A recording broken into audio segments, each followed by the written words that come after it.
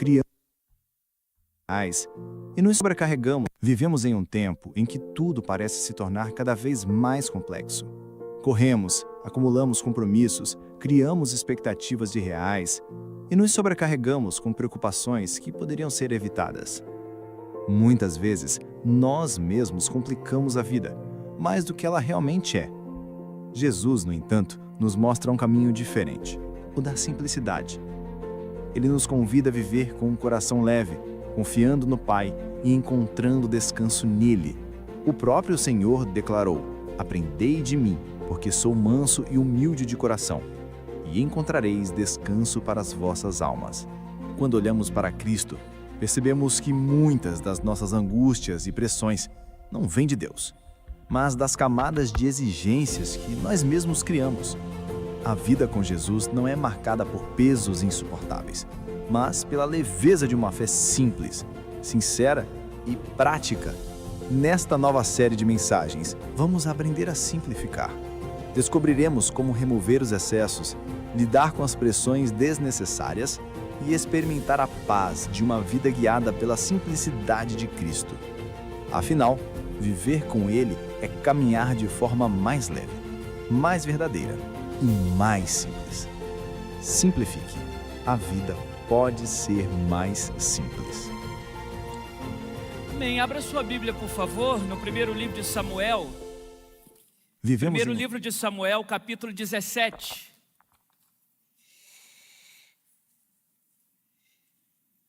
Primeiro livro de Samuel, capítulo 17, vamos ler a partir do verso 1.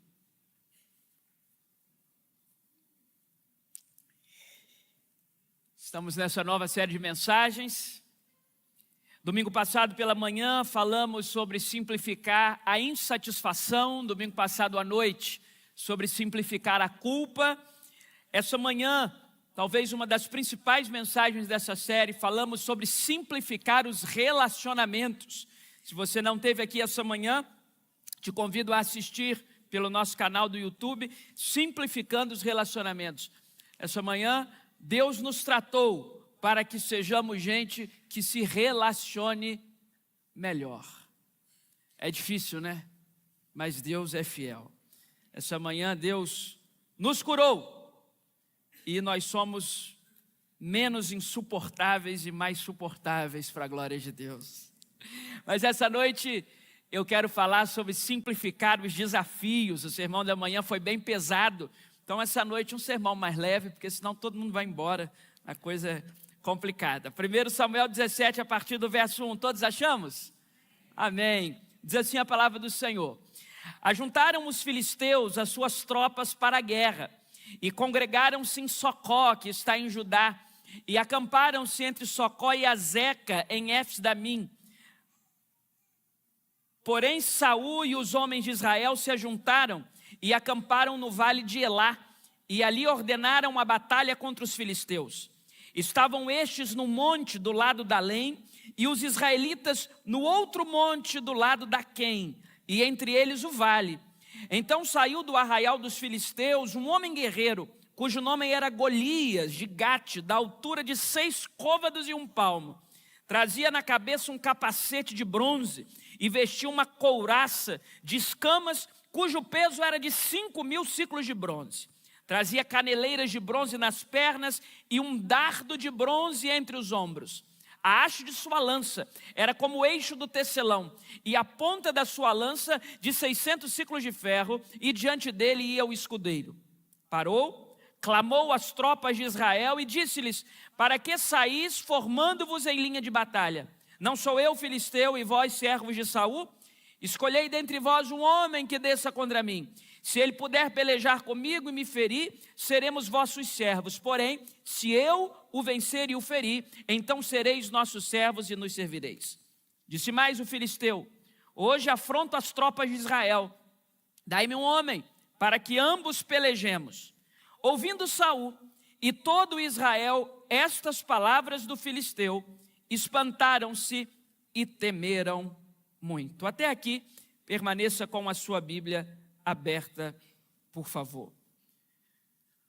Um dos mais extraordinários desafios da história de Israel foi contra Golias. Você conhece bem. Essa história, esse relato bíblico é de conhecimento comum às nossas crianças, a todos nós. Todos nós já vimos alguma ilustração, algum desenho, algum filme de Davi enfrentando Golias. Quem é Golias? Um filisteu, um homem de quase 3 metros de altura, segundo o relato da Bíblia Sagrada. Um homem valente, poderoso, e que dava medo de enfrentá-lo apenas pelo simples fato de vê-lo.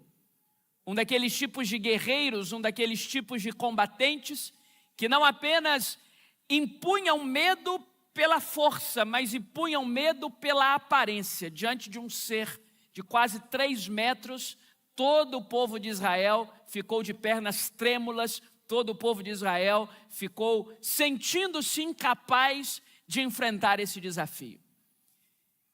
Esse é o Golias de Israel, mas eu e você temos os nossos Golias. Esse é o Golias filisteu, mas eu e você temos os nossos. Esse é o Golias de 3 metros, mas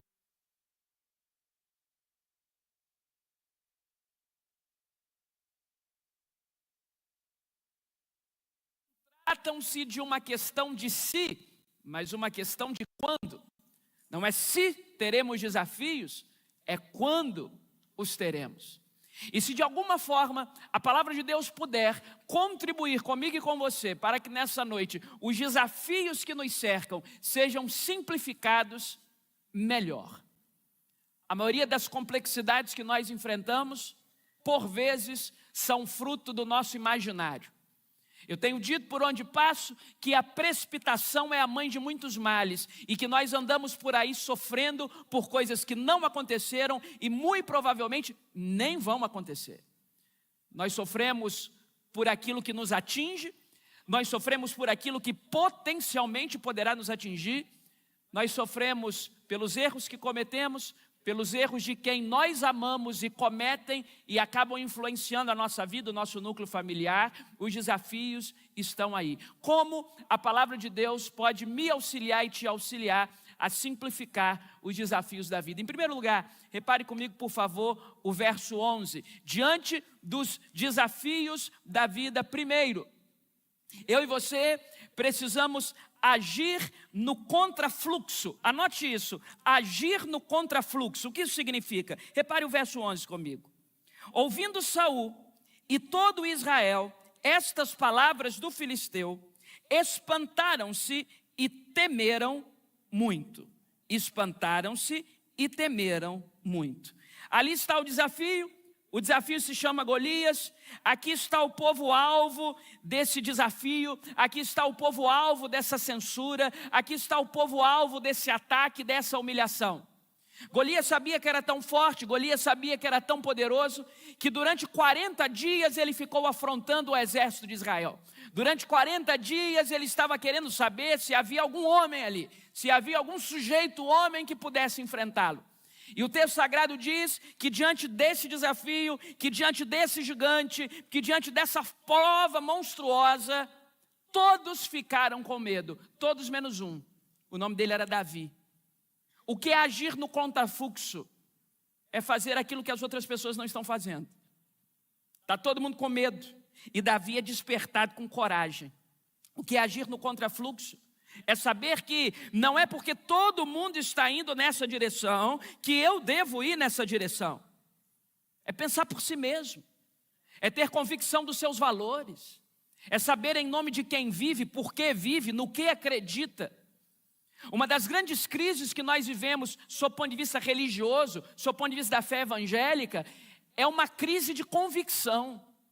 Nós passamos a vida inteira ensinando para as nossas crianças, para os nossos adolescentes, para os nossos jovens, que a Bíblia é a palavra de Deus. Qual é o conceito da Bíblia sobre família? Qual é o conceito da Bíblia sobre casamento? Qual é o conceito da Bíblia sobre uma sexualidade saudável? Qual é o conceito da Bíblia sobre honestidade, sobre vida?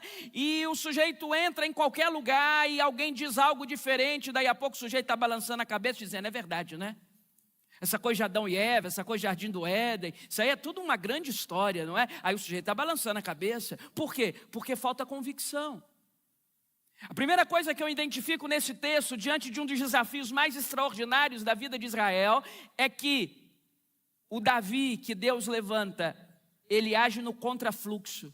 Está todo mundo com medo e ele é despertado com coragem. Sabe, irmãos, o pessoal anda meio desesperado com essa vida. Via de regra, nós estamos desesperados sempre com o mundo. Vai ano e vem ano, só mudam os tipos de crise e as naturezas da crise, mas crise toda hora tem. E nós podemos ser daqueles que nos desesperamos, nós podemos ser daqueles que entregam os pontos, nós podemos ser daqueles que agem no fluxo de que a vida é um desastre, ou nós podemos empenhar a nossa confiança no Senhor. Ou nós podemos empenhar a confiança no Deus que está acima de nós, além do tempo, o Deus que governa todas as coisas. Se você tem um desafio na sua frente, haja no contrafluxo. Está todo mundo desesperado, eu vou me revestir de coragem. Está todo mundo com medo, eu vou me revestir do poder de Deus. Segundo lugar, repare comigo o versículo 28, um versículo que não lemos, por isso eu pedi que a sua Bíblia ficasse aberta. Diante dos desafios, resolva superar as críticas. Resolva superar as críticas.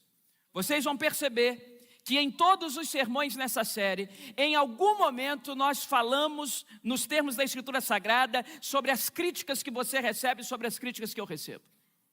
Porque se tem algo na nossa vida que precisa ser simplificado, é a nossa vontade de querer corresponder às expectativas de todo mundo, coisa que é impossível. E é a forma como nós nos deixamos abater pelas palavras dos outros ou por aquilo que pensam sobre nós.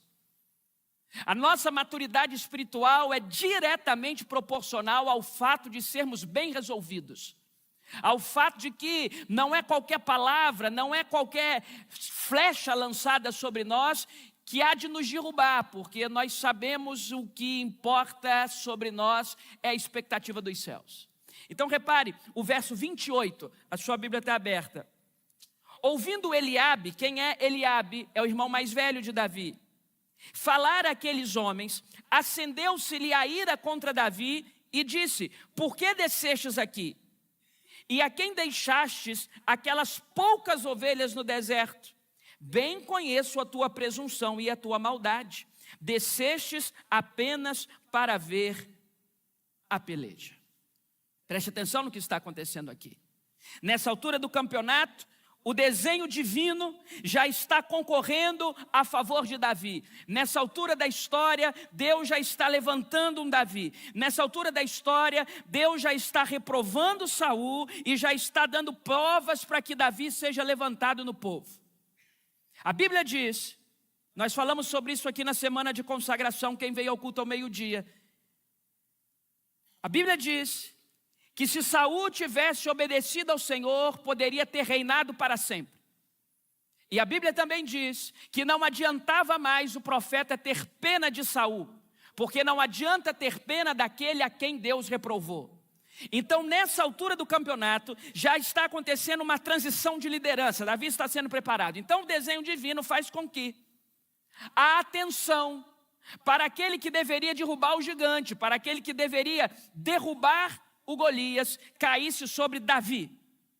E quando parece que Davi é o homem, e quando parece que Davi é a pessoa que Deus está levantando, aparece alguém para criticá-lo.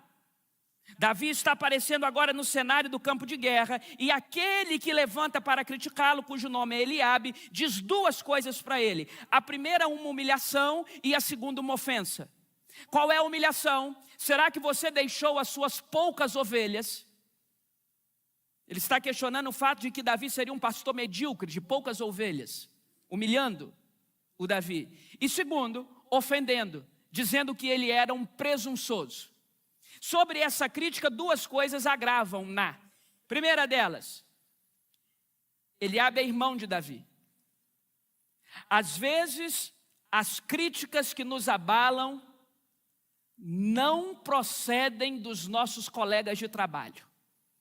Às vezes, as críticas que chegam como uma flecha no nosso coração não vêm dos nossos sócios, dos nossos colaboradores. Às vezes a crítica que é como uma flecha no nosso coração vem da nossa família, da nossa própria casa.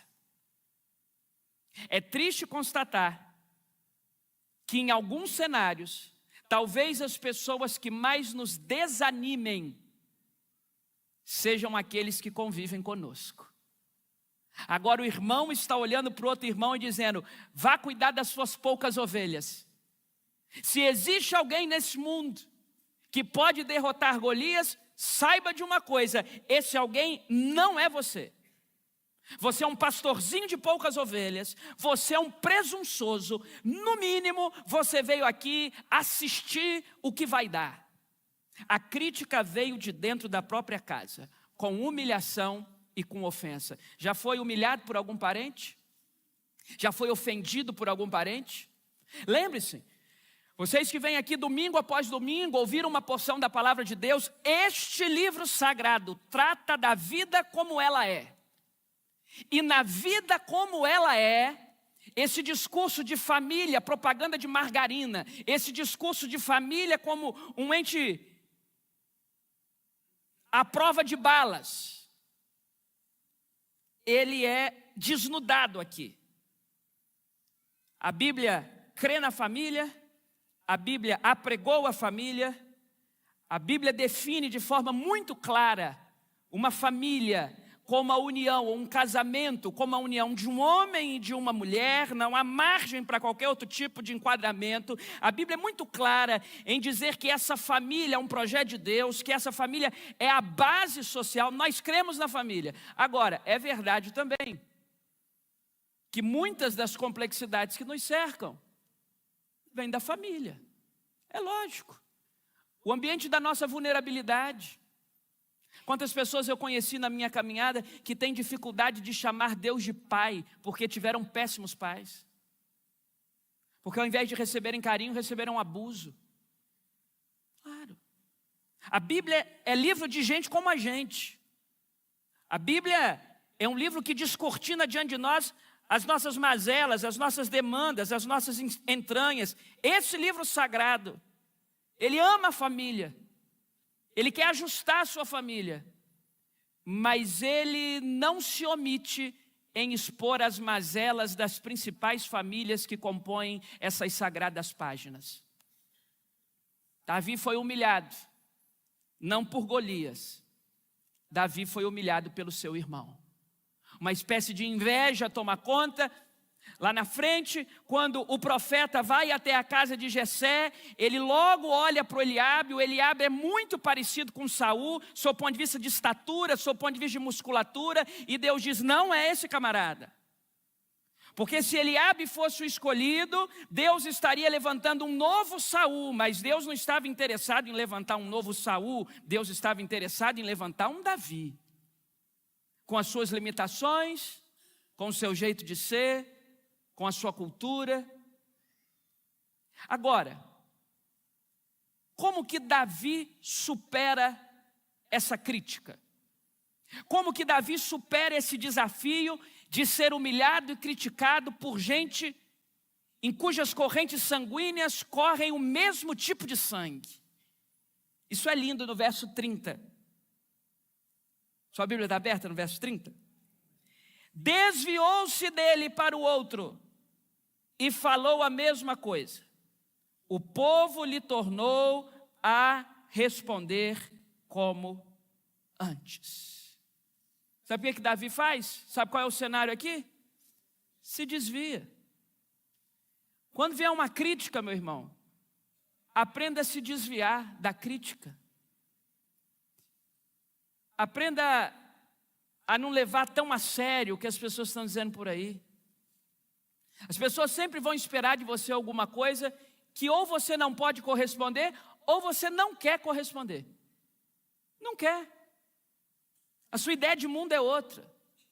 A sua ideia de como as coisas funcionam no mundo é outra. A sua ideia de igreja, a sua ideia de trabalho, de sociedade. Às vezes você não corresponde à expectativa de alguém porque você não pode fazê-lo. Às vezes é simplesmente porque você não quer. Feliz é aquele que entendeu a natureza da sua vocação para estar vivo. Feliz é aquele que entendeu o seu papel no mundo. Deus não levantou as pessoas para serem todas como você. Aliás, se me permite abusar da sinceridade, se o mundo fosse repleto de gente como eu, se eu tivesse sido fabricado em série, esse mundo seria insuportável. Tem gente que pensa que se tivesse mais gente como você, com a sua eloquência, com o seu jeito de viver, de se expressar, com as suas bandeiras, com a sua força, o mundo seria muito melhor. Deixa eu dizer uma coisa, se o mundo fosse só de gente como você, a minha oração seria de Elias: me mata, Senhor. Não dá para viver num mundo cheio de gente igual fulano. A gente precisa aprender a se desviar das críticas. Sabe o que diz Tiago, capítulo 4, verso 7? Sujeitai-vos, portanto, a Deus, e resisti ao diabo, e ele fugirá de vós. Tem muitos desafios da nossa vida que nós vamos vencê-los simplesmente desviando. A Bíblia não diz enfrentai o diabo e ele fugirá de vós. A Bíblia diz resistir ao diabo. Existe uma diferença entre enfrentar e resistir. Então a gente resiste ao Satanás. A gente resiste às setas inflamadas que dia após dia tentam destruir a nossa casa, o nosso lar, a nossa vida, a nossa reputação, o nosso trabalho. Diante dos desafios da vida, aprenda a superar as críticas. Não se agarre porque tem um ou outro falando sobre você. Não se agarre pelas indiretas que mandam para você. Ah, meu irmão, você é maior que isso, louvado seja Deus. Ah, como o mundo está precisando de gente bem resolvida consigo mesma. Gente que não se permite abalar só porque alguém disse ou não disse o que quer que seja. Só porque falaram, só porque mandaram uma indireta, só porque acham que estão falando de você. Tenha consciência daquilo que Deus te chamou para fazer e você terá uma fé inabalável, uma postura inabalável, uma vida inabalável. Louvado seja Deus. Em terceiro lugar, repare comigo o versículo 37. Para simplificar os desafios da vida, você precisa nutrir experiências com o Senhor. Nutrir experiências com o Senhor. Olha o que diz o verso 37, palavras de Davi. O Senhor me livrou das garras do leão e das do urso. Ele me livrará das mãos desse filisteu. Então diz Saul a Davi: vai-te e o Senhor seja contigo. Você pode ler comigo a primeira sentença, a primeira frase do verso 37, que talvez seja o mais importante para nós aqui essa noite. Vamos juntos? Disse mais Davi: o Senhor me livrou das garras do leão e das do urso. Ele me livrará das mãos deste filisteu. Estava lá um dia Davi, apacentando o seu rebanho, e vem um leão. Não sei quantos já tiveram a oportunidade de ver um leão de perto. É amedrontador. Você correr atrás de leão. Você correr do leão. O leão estava lá e Deus, pela sua bondade, livra Davi do leão. Mas ainda, eu não sei quantos já tiveram a oportunidade de ver de frente um urso, um grande urso. Não tem diálogo com o urso. Não dá para contrarrazoar com o urso. Não dá para dizer para o urso: não se alimente de mim, ó ursinho. A natureza do urso é o ataque, a natureza do leão é o ataque. Diante do urso e do leão, você é uma presa fácil. E isso aí é um negócio que é o seguinte, meu irmão: do Senhor é a terra e toda a sua plenitude, diz o Salmo 24. Deus criou todas as coisas. Deus criou os seres humanos, Deus criou os animais, Deus criou as bestas selvagens da fera. Então, às vezes, a gente é muito homem, às vezes a gente é muito macho, às vezes a gente é um ser humano assim de uma envergadura moral e de coragem muito grande com outro ser humano. Você chega nos olhos do outro e diz: você é isso, você é aquilo, e eu sou bom, eu descobri como a vida funciona de fato, eu tenho a verdade em minhas mãos, eu descobri a melhor bandeira deste mundo a ser defendida. Aí você vai, você briga, na reunião do condomínio você é beligerante, entre os seus amigos você é beligerante, na vida você é beligerante, na rede social então você é o rei dos reis. Agora fica na frente de um leão para você ver. Vai. É fácil você discutir com seu vizinho, meu irmão. É fácil você discutir comigo, discutir com a sua esposa, discutir com o seu marido. Vai discutir com o leão. A natureza do leão é devorar-te. Aí o Davi está dizendo o seguinte: Deus já me livrou de leão. Deus já me livrou de urso. Deus vai me livrar desse gigante. Sabe o que isso significa? Nós estamos diante de um homem que nutriu experiências com Deus. De um homem que sabe que aquilo que Deus fez, Deus faz e continuará fazendo. De um homem que sabe que quanto mais experiências nós nutrimos com Deus, mais a nossa fé será inabalável. Quando o desafio estiver na sua porta, lembre-se de tantas vezes que o Senhor já te livrou. Você teve um câncer, Ele te curou. Apareceu um caroço no seu corpo, Ele te curou. Você esteve à beira da morte, Ele te curou. Você esteve a um fio de perder o seu casamento, Ele restaurou. Ou você teve um colapso na família e Ele te restaurou de outra forma, qualquer que seja. Deus já fez coisas extraordinárias na sua vida. Então, quando aparece um novo desafio, quando aparece um novo gigante, a gente lembra do Deus que já fez tantas coisas para nós. É claro, não é a primeira vez que o desafio chega, não é a primeira vez que a carga tributária tenta nos esmagar, não é a primeira vez que o mundo está colapsando, não é a primeira vez que nós ouvimos falar de guerras e rumores de guerras, não é a primeira vez que o mundo está em colapso. O mundo sempre esteve em colapso, mas tem um detalhe: quantos livramentos Deus já te deu? Tem gente sentada nesse auditório que já foi diagnosticada para a morte, está viva aqui hoje. Tem gente sentada nesse auditório que já esteve dentro de uma UTI hospitalar, desesperançoso, com um filho lá, e Deus deu a vitória. Tem gente aqui dentro desse auditório que já chegou um dia na despensa de sua casa e não tinha pão, o desemprego assolou a sua porta, e você está vivo, e hoje Deus restaurou a sua sorte. Tem gente aqui que já foi diagnosticado com doenças que, à luz da medicina, são absolutamente incuráveis. Tem gente aqui que já foi jogado para a morte. E você está aqui, meu irmão. Então, nutra suas experiências com o Altíssimo e, diante de um novo desafio, lembre-se da bondade de Deus que te preservou com vida até agora. Se Ele fez uma vez, Ele pode fazer de novo. Se Ele já restaurou uma vez, se Ele já curou uma vez, se Ele já levantou uma vez, Ele pode fazer de novo. Diante de um desafio, eu e você precisamos nos lembrar das tantas vezes que era para estarmos mortos, mas a poderosa mão de Deus agiu em nosso favor e trouxe fôlego para a nossa vida. Quantas vezes, meu irmão, já era para você ter perdido, já era para você ser um derrotado, e a mão poderosa de Deus veio e interveio na sua história.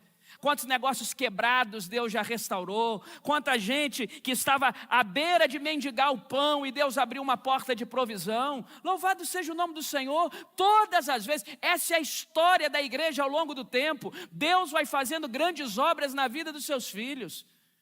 Quanta gente que estava com laços de morte, cercados por laços de morte. Gente que saiu de casa para tirar a própria vida, gente que estava angustiado, deprimido, depressivo, recebeu um bálsamo do Espírito e voltou a sorrir. Se Deus já fez uma vez, por que Ele não pode fazer de novo? Sabe quem é o Davi? É aquele que diz assim: o Senhor já me livrou das garras do leão, o Senhor já me livrou das garras do urso, Deus vai me livrar das garras do Golias. Ele é o mesmo Deus, Ele não mudou. Talvez você possa dizer isso nessa noite. Talvez haja gente aqui, nessa igreja tão linda, que possa dizer: o Senhor já me livrou das garras do câncer. O Senhor já me livrou das garras da morte. Você acha que o Senhor não pode me livrar do próximo desafio da minha estrada, do próximo desafio da minha vida? Qual é o próximo desafio da sua vida que possa ser maior do que aquilo que Ele já fez? Deixa eu te dar uma notícia: Ele já me livrou do inferno. O maior desafio da história humana que eu não dava conta de resolver, Ele resolveu.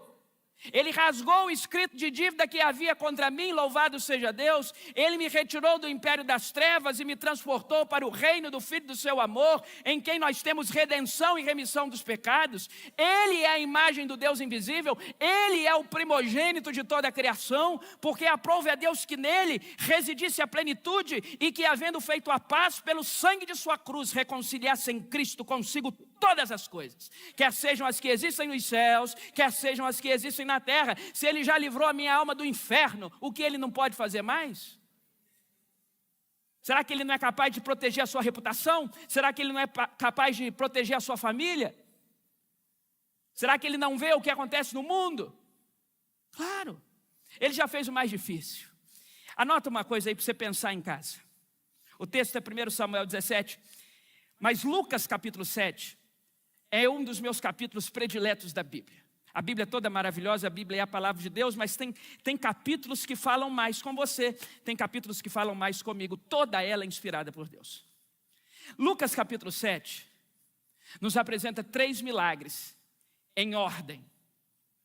Lucas 7 começa com Jesus curando o servo de um centurião romano. O centurião romano tem um servo, seu servo está doente, ele corre até Jesus para pedir o favor de Jesus. Ele se acha indigno de que Jesus entre na sua casa e Jesus cura o servo do centurião romano. À distância, ele estava muito doente. Aí avança um pouquinho, Lucas capítulo 7, vai para o segundo milagre, que é a ressurreição do filho da viúva lá da cidadela de Naim. Naim ficava a cerca de 10 quilômetros, fica ainda sudoeste de Nazaré. Aí chega lá, tem uma mãe num desfile da morte, está lá o seu filho morto. Aí Jesus vai e ressuscita o morto. Repare bem, aqui o sujeito está à beira da morte, ainda não morreu e Jesus resolveu. Aqui o menino já está morto e Jesus resolveu. Tem uma pequena pausa no texto, e nessa pequena pausa do texto, João Batista envia seus emissários a Jesus, até que se conclui o capítulo 7, com Jesus na casa de Simão o fariseu.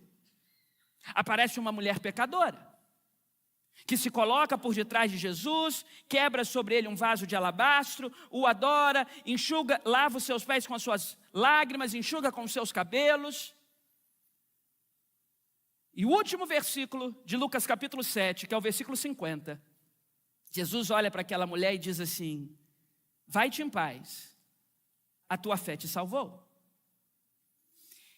Eu queria que você entendesse que Lucas é muito feliz em escalonar os milagres por ordem de importância e dificuldade. Para Jesus é tudo fácil, mas o que é, sob o ponto de vista de nós que estamos observando a Escritura Sagrada, o que é potencialmente mais difícil? Curar alguém que está para morrer ou alguém que já morreu? Repito, para Jesus é tudo fácil. O que é potencialmente mais difícil? Resolver o problema de um doente ou resolver o problema de um morto? De um morto, é evidente. Então, Lucas 7 começa com algo difícil. Curar um doente. Começa com algo difícil, curar um doente. Depois vai para algo um pouquinho mais difícil, ressuscitar um morto. E depois vai para o mais difícil dos mais difíceis, salvar uma pessoa perdida. Cura um doente, ressuscita um morto e salva uma pessoa. Sabe por quê? Sabe qual é o maior milagre? Quando nós cantamos aqui Deus de milagres, sabe qual é o maior milagre que Ele pode operar na minha e na sua vida? É a salvação. Então assim, curar um doente é difícil, ressuscitar um morto é difícil. Agora, salvar um perdido do inferno, meu irmão. Curar um doente os médicos fazem, todos os dias, em todos os hospitais. Ressuscitar um morto pelo poder de Deus, Pedro também fez com Dorcas. Paulo fez com Eutico. Agora, tirar uma alma do inferno não tem Pedro, não tem Paulo, só tem Jesus. Tirar uma alma do inferno, transformar o destino eterno, não tem igreja, não tem líder, não tem gente heróica, não tem desbravadores de bom discurso, é só Jesus. Então, se Jesus já fez o mais difícil, que foi nos livrar do inferno, é para a gente acordar todos os dias regado de esperança, recheado de esperança. Porque o Deus que me livrou do leão e do urso vai me livrar do Golias também. Nutra experiências com Deus. Quarto lugar, repare comigo os versos a partir do 38. Diante de um desafio, decida agir com autenticidade. Decida agir com autenticidade. Verso 38 diz assim: Saul vestiu a Davi da sua armadura e lhe pôs sobre a cabeça um capacete de bronze e o vestiu de uma couraça. Davi cingiu a espada sobre a armadura e experimentou andar, pois jamais havia usado. Então disse Davi a Saul: não posso andar com isso, porque eu nunca usei. E Davi tirou aquilo de sobre si. Tomou o seu cajado na mão, escolheu para si 5 pedras lisas do ribeiro e as pôs no alforje de pastor, que trazia a saber no surrão. E lançando a mão na funda, foi-se chegando ao filisteu. Olha o que está acontecendo aqui e a importância de nós agirmos com autenticidade. Saul agora percebe que todo o desenho do ambiente, toda a leitura do cenário está favorável a Davi. Saul agora percebe que de fato tem um movimento, não apenas um movimento político, não apenas um movimento militar, mas um movimento espiritual, que as coisas que não se explicam estão conduzindo essa guerra para as mãos desse pastorzinho de poucas ovelhas, humilhado por seu irmão. E ele diz: então é você que vai enfrentar o Golias? Tá bom, deixa eu pegar a minha armadura. Isso é uma honra. É uma honra usar a armadura do rei? Claro que é uma honra enorme. Você pegar a armadura do rei e você colocar a armadura do rei. O problema é que Saul é maior do que Davi, sob o ponto de vista de estatura.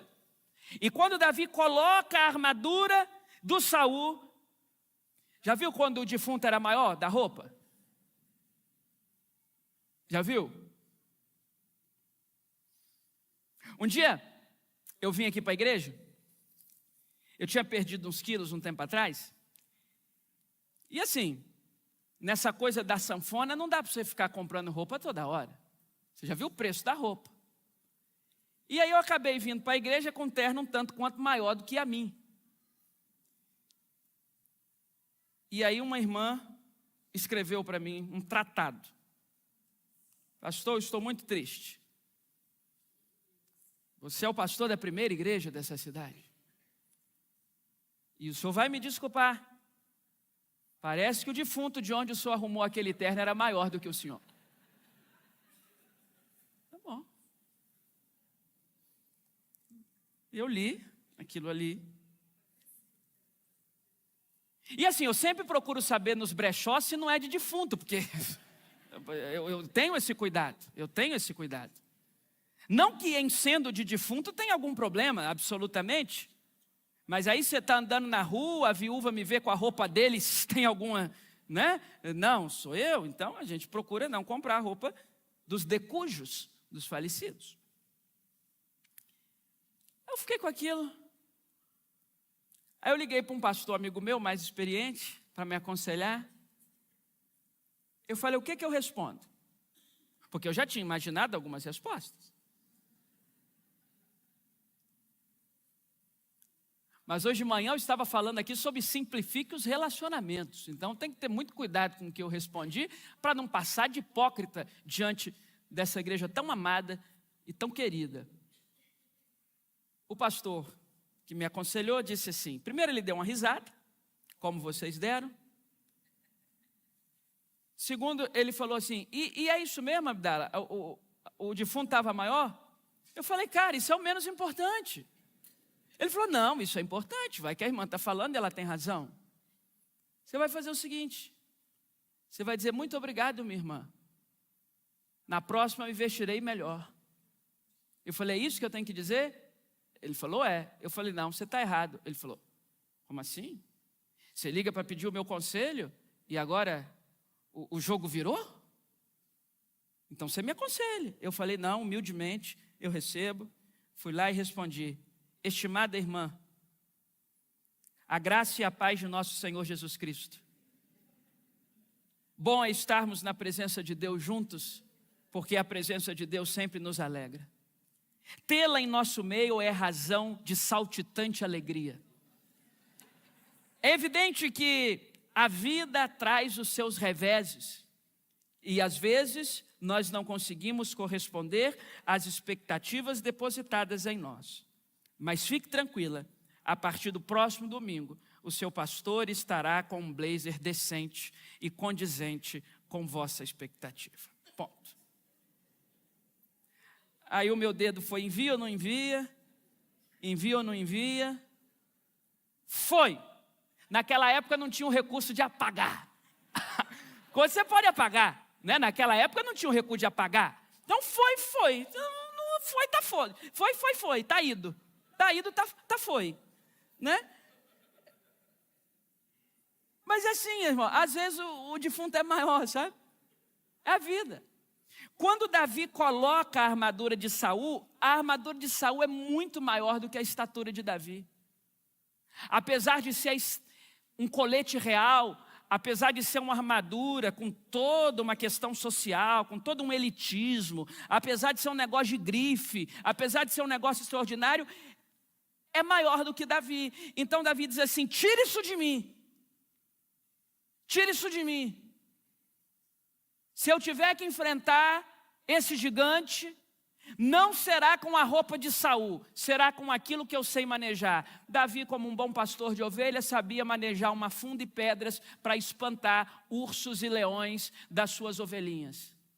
Ele não era bom com a armadura de Saul, mas ele era ótimo com uma funda e 5 pedras lisas na sua mão. Sabe como é o nome disso? Agir com autenticidade. Diante dos desafios da vida, tenha a grande bênção de ser quem você é. Pare de tentar vestir a roupa dos outros. Cada um luta as suas guerras. Cada um tem a sua bandeira, cada um tem aquilo que queima no seu coração, cada um tem o seu jeito de ser, cada um tem as roupas que lhe agrada. Não tente viver a vida com a roupa dos outros.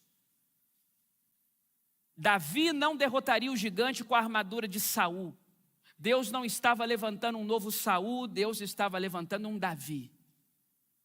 Nesse mundo de retórica dos objetos, nesse mundo em que as pessoas têm a incapacidade de pensar em abstrato e são só repetidoras daquilo que ouvem de quem admiram. Nesse mundo está faltando autenticidade. Seja quem você é. Seja quem você é. Você não é a roupa que veste, você não é o carro que tem, você não é o discurso que porta. Deus tem coisas tão lindas para cada um de nós, Deus tem ministérios tão específicos para cada um de nós. A graça de Deus que é multiforme, o Espírito Santo que foi derramado sobre toda a carne e que distribui dons sobre a igreja, cada um tem a sua vocação específica. Cada um tem o seu jeitinho de ser. Não tente ser o que o outro é. Não tente ser o que o outro é. Não tente imitar o outro. Deus chamou você para fazer exatamente o que você faz. Simples assim. Tem gente que Deus chamou para uma postura mais apologética, para ficar lá gritando e tal. Glória a Deus, é o chamado dessa pessoa. Não queira ser igual. Não queira ser igual. Diante dos desafios da vida, decida viver em autenticidade. Não tente usar a roupa do outro, não tente usar a armadura do outro. Faça com aquilo que você é bom. Em Atos 9, Dorcas era muito boa em costurar. Ela tinha nas suas mãos tesoura e linha e fita métrica. Moisés tinha nas suas mãos um cajado. Davi tinha nas suas mãos uma funda e 5 pedras lisas tiradas do ribeiro, da beira do ribeiro. O que você tem nas suas mãos? Seja autêntico. Em nome de Jesus, não vamos tentar viver a vida do outro. Cuidado com essa vida de rede social que vai estabelecendo padrões estéticos, padrões de roupa, padrões de vida, padrões do que fazer. Não, seja você. Deus criou você de forma única. Deus planejou você. Você não é uma obra do acaso. Você não é uma obra de uma mera explosão cósmica. Deus criou você. Deus te deu uma identidade. E é libertador quando você decide ser quem Deus criou você para ser. e não um papagaio de pirata, e não um repetidor do que os outros falam. Tem autenticidade, porque quem tem autenticidade é mais resiliente às críticas, quem tem autenticidade vive de cabeça erguida, quem tem autenticidade enfrenta os desafios da vida. Eu me recuso a usar a roupa de Saul, eu não sou Saul. Eu me recuso, está dizendo Davi, a usar a armadura de Saul, eu não sou Saul, eu sou Davi. Vai lá, pega a sua fundinha, pega as suas 5 pedras lisas e vão para o ataque. Sob o ponto de vista humano, uma loucura.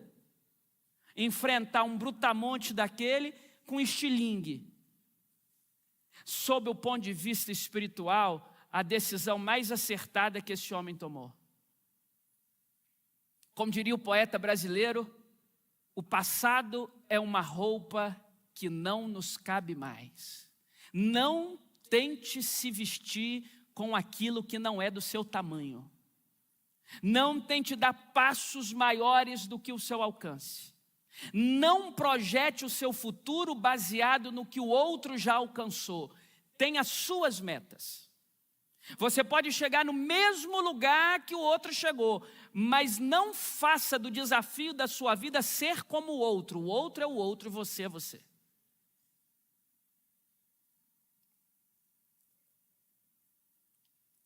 Um dos mistérios da graça de Deus é que eu conheço algumas pessoas que tudo que colocaram a mão prosperou. Tudo prosperou. Foi casar, o casamento prosperou.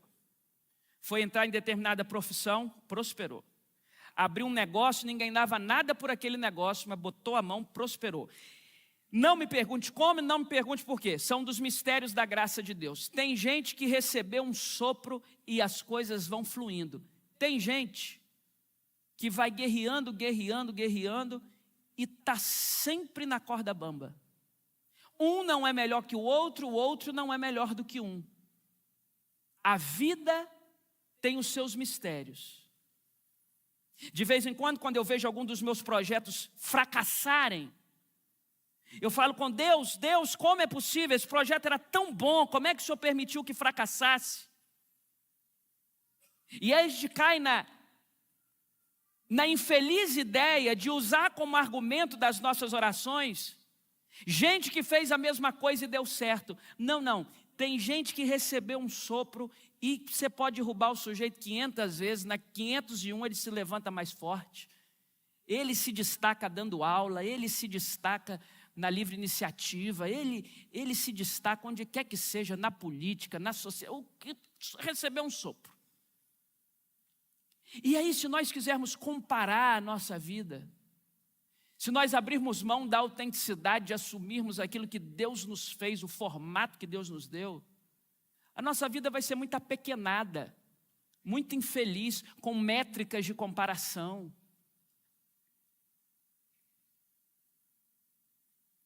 E os reflexos na saúde mental são os mais expressivos. Os psicólogos que estão entre nós, quantos adolescentes com graves problemas nas suas emoções, porque não tem o último celular lançado.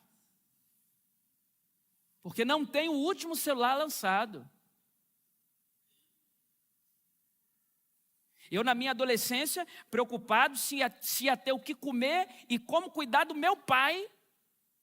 E hoje adolescentes entram em crises existenciais porque não tem um telefone com mais uma bolinha na câmera. Então a vida vai tomando uns contornos que, se você não prestar atenção, que Deus tem um projeto para você, que Deus tem um desenho para a sua história, que Deus tem algo que é você que tem que fazer e não outro, nós vamos sucumbir no universo das comparações.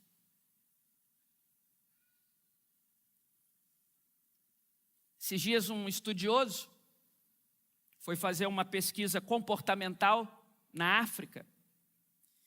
E ele percebeu várias crianças, infelizmente, lamentavelmente, lastimavelmente, sem segurança alimentar. E sorrindo, felizes, sorrindo. E ele se debruçou, salvo engano, nessa pesquisa, uns 3 meses, tentando entender de onde vinha o sorriso, mesmo diante de uma insegurança alimentar, uma indignidade odienta. E uma das conclusões da pesquisa dele, sabe qual foi? Que lá não tem métricas de comparação. Está todo mundo naquela situação, então não fica se comparando com outro que tem um boneco melhor. Não, ninguém tem boneco. Não fica se comparando com outro que a merendeira é mais bonita. Não, ninguém tem merendeira. Não fica se comparando com outro que tirou um alimento mais sofisticado. Não, ninguém tem. É um ambiente triste, igualitavelmente triste. E não tem comparação. E sai sorriso. Porque a gente é muito mais feliz quando para de se comparar com as outras pessoas. Diante da crise, aprenda a agir com autenticidade. Em último lugar, versículo 45. Diante da crise, saiba em nome de quem você está lutando. Saiba em nome de quem você está lutando. É interessante que ele pega 5 pedras lisas. Não foram 4 nem 3. Em outras palavras, o que ele está dizendo é assim: se eu não acertar na primeira, vai na segunda. Se eu não acertar na segunda, vai na terceira. Eu tenho 5 chances, eu não vou desistir. Eu tenho experiências com Deus o suficiente para saber que se não deu certo dessa vez, pode dar na próxima. 5 pedras. Mas eu concluo no verso 45. Para simplificar as crises, saiba em nome de quem você está lutando. Davi, porém, disse ao filisteu: tu vens contra mim com espada e com lança, e com escudo. Eu, porém, vou contra ti, em nome do Senhor dos Exércitos, o Deus dos exércitos de Israel, a quem você tem afrontado. Sabe o que ele está dizendo? Para o grande desafio que está diante dele: você vem comigo, você vem contra mim com as suas artimanhas, você vem contra mim com a sua espada, você vem contra mim com a sua altura, você vem contra mim com a sua força, você vem contra mim com a sua habilidade, você vem contra mim com as suas razões, você vem contra mim com o achincalho que for. Eu só tenho uma coisa do meu lado. Mas a grande questão é que essa única coisa que eu tenho do meu lado é o Senhor dos Exércitos. É aquele que nunca perdeu uma batalha. É aquele em cujo dicionário não existe a palavra derrota. É aquele que, se é por nós, quem será contra nós? É aquele que, uma vez agindo, ninguém pode impedir. Eu vou em sua direção, ó desafio, quer sejam 3 metros, quer sejam 6 metros, quer seja 1 quilômetro, quer seja uma torre de Babel, eu vou em sua direção. Eu não vou em nome próprio, eu vou no nome do Senhor dos Exércitos. Ensine para os seus desafios quem é o seu Pai. Ensine para os seus desafios quem é o seu Deus. Ensine para os seus desafios quem banca a sua vida. Ensine para os seus desafios na palma das mãos de quem você está. Ensine para os seus desafios que você não é obra do acaso. Ensine para os seus desafios que o Deus Todo-Poderoso está conosco. Hoje, quando nós observamos a palavra de Deus, não existe forma melhor de simplificar os desafios da nossa vida que não seja entendendo em nome de quem nós estamos lutando. Deus está conosco, Deus está com você. Se você tomar as asas da alva, Ele está lá em cima. Se você fizer da sua cama a profundeza de um abismo, Ele está lá embaixo. Ele governa acima dos céus e da terra. As nuvens são estrada para os seus pés. Ele é grande, Ele é forte, Ele é poderoso. Ele nunca perdeu uma batalha. E nós estamos aqui, meu irmão amado, na grande bênção de a graça ter soprado sobre a sua vida, de um dia você ter conhecido Jesus e você está aqui hoje numa igreja cristã. Você pratica uma religião saudável, você é um cristão. Você é um filho de Deus. Você não é uma pessoa sem religião, você não é uma pessoa sem fundamento de fé. Você não é um cético. Não, você tem postura. Você abraçou uma causa maior do que você. Você tem experiência de fé, você tem código de ética, você tem linha moral consolidada. Você tem um livro santo, você tem um Deus santo, você tem a igreja santa.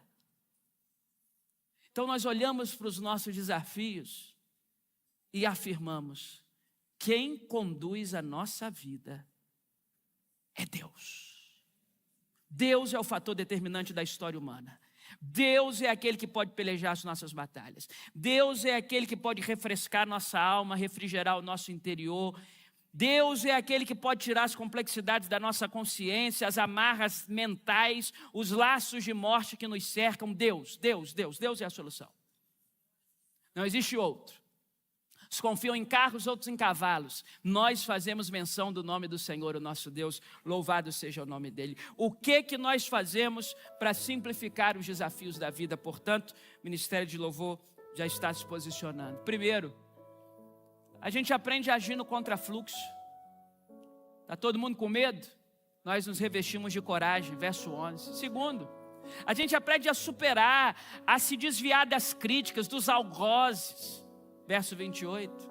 Terceiro, nós nutrimos experiências com o Senhor. Ele já nos livrou disso e daquilo, vai nos livrar daquilo outro, verso 37. Quarto, nós passamos a agir com autenticidade. A gente para de querer ser o outro, ter as coisas do outro, vestir-se do outro. E quinto e último, verso 45, para simplificar os desafios da vida, nós ensinamos a nossa consciência em nome de quem nós estamos lutando. Há um Deus, todo santo e todo poderoso, que conhece a sua estrutura, que conhece você, que conhece as suas desventuras, que conhece os seus méritos e os seus deméritos, que conhece os seus pontos fracos e os seus pontos fortes, e que já te livrou tantas vezes. Ele vai continuar te livrando. Deixa eu concluir te dando uma informação, que é muito provável que você já saiba. Alguns livramentos que Deus já te deu, você percebeu. Era para você ter sido atropelado e não foi. Era para você ter morrido e não morreu. Era para ser o seu fim, mas não foi o seu fim. Alguns livramentos que Deus nos dá são nítidos, saltam aos nossos olhos. É o carro que se desvia, é o assalto que não acontece. E nós sempre glorificamos a Deus por isso. Aquela batida que não aconteceu, aquela pessoa que foi desviada da sua rota, aquele livramento que Deus te deu, você notou, mas às vezes nós esquecemos de agradecer a Deus pelos tantos e mais variados livramentos que Ele já nos deu e que nós nem nos demos conta. Hoje, Deus já te livrou inúmeras vezes e você não notou. Hoje, Deus já me livrou inúmeras vezes e eu nem percebi. Porque existem os livramentos que Deus nos permite dar conta, ver, desfrutar. E existem os livramentos que a mão dele estava lá. Que a mão dele estava lá. Quem define o dia que a gente vive e o dia que a gente morre é o Senhor. Deus está conosco, que mal poderá nos fazer o homem. Então nós precisamos louvar a esse Deus, que nos livra quando vemos e que nos livra quando não vemos. Grandes são os livramentos do Senhor para os desafios da nossa vida. E hoje, quando nós nos reunimos como igreja de Jesus, hoje como nós nos reunimos como povo de Deus, hoje como nós nos reunimos como gente lavada e remida pelo sangue do Cordeiro, não há outra expressão que possa sair de nós que não seja obrigado, Senhor, pelos desafios que eu já superei. Obrigado pelos desafios que eu estou enfrentando. Obrigado pelos desafios que eu vou enfrentar. E obrigado porque, vendo eu ou não, a mão do Senhor está me livrando. Deus tem livramento para você. Por isso eu queria te convidar nessa noite a sair dessa igreja cheio de coragem, cheio de ânimo, cheio de alegria, revestido de vigor e de certeza de que o Deus Todo-Poderoso não está contra você, Ele está ao seu favor. Tem vida para nós, tem esperança para nós, tem coragem para nós, tem milagres para nós, tem restauração para nós, tem provisão para nós, tem bênçãos para nós, tem toda a boa dádiva e todo dom perfeito que vem do alto para ser derramado sobre a igreja de Jesus. Pai de amor e de imensa bondade, nessa hora bendita de oração, nós estamos diante da Tua presença e diante da Tua palavra. Lembrando do dia em que Davi enfrentou Golias, mas lembrando também dos nossos Golias, dos nossos gigantes, dos nossos desafios, das tempestades que nos cercam e das tempestades que nos habitam, das guerras que estão ao nosso redor e das guerras que estão dentro de nós. Às vezes da perturbação da nossa mente, da inconstância da nossa alma. Mas nessa noite, nós estamos aqui reunidos diante do Senhor, convictos da Tua presença, convictos de que o Senhor tem algo para fazer em nós e sobre nós, e certos de que sairemos daqui encorajados pela Tua palavra, encorajados pelo Teu Espírito e prontos para enfrentar qualquer desafio, porque o Senhor dos Exércitos está conosco. Aleluia! Te damos graças, Senhor, por tantos livramentos que o Senhor já nos deu. Te damos graças, Senhor, por tantos livramentos que o Senhor ainda vai nos dar. Te damos graças, porque aquele que começou a boa obra há de aperfeiçoá-la. Aquele que fez no passado, faz hoje e fará amanhã. O Deus de todo o livramento, o Deus de toda a bondade, derrama sobre nós um bálsamo de coragem, de ousadia. Livra-nos do mal, molda-nos como Tu queres, nos ajude a ser quem o Senhor sonhou que fôssemos. E assim que o Teu amor de Pai, a graça redentora de Jesus e o poder do Espírito Santo sejam sobre nós, o Teu povo, sobre todo o Teu povo espalhado aqui na face da terra, desde agora e para sempre.